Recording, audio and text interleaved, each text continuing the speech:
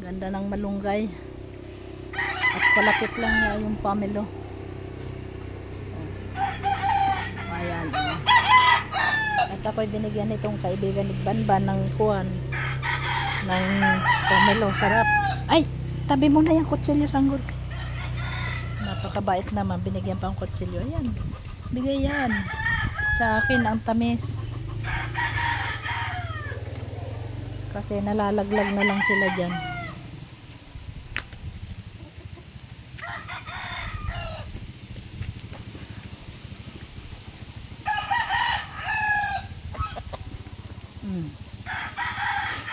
Basta pag may nalaglag, lamputin mo ano.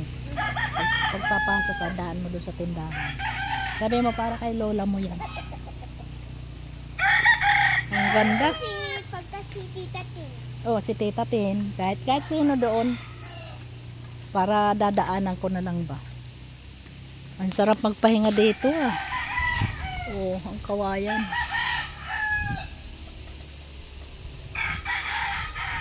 Nasaan mama papa mo? Umupo nga po ako dyan. Oo. Hindi na kailangan ng electric pan. At ang saging napakaliit. Oh. Cute. Kambal pa itong isa. Oh. Ano yata yan? Senyorita. Mababa eh. Dami nilang alagang manok. Ito, nag-aaral na. Opo, kami dalawa po. Ah, grade 1? Hindi pa po yan grade 1. Kinder pa po. Kinder pa. Ilang taon na yan? 5. Ay, bata pa. Maliit pala. Kaya pala kinder. Ay, may ano kayo ah. Ano yan? Itik? Anong tawag dito? Ano yan? Hindi naman itik yan eh. Gansa. Oh, nag-iingay.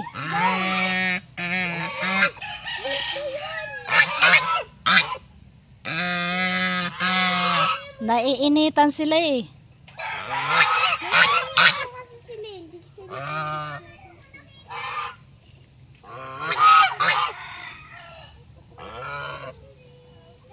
Ang laki. Di pag nangitlog yan, banlaki rin eh. Ay walang tubig, baka nauuhaw. Ang ganda dito.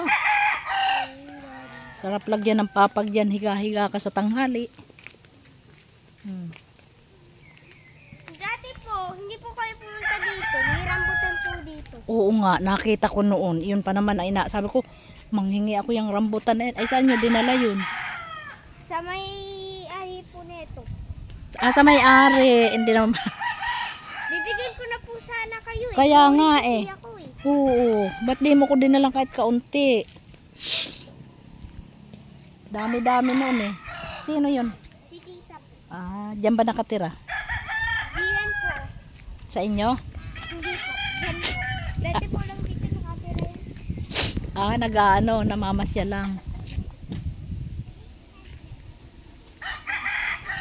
Ang laki ng lupang ito eh.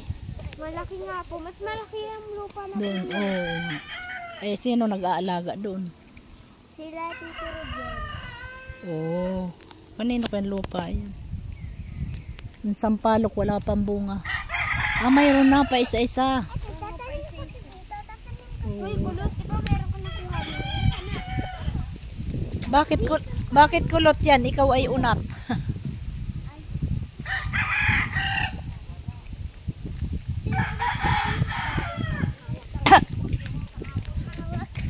Ang ganda dito eh. Ginhawa.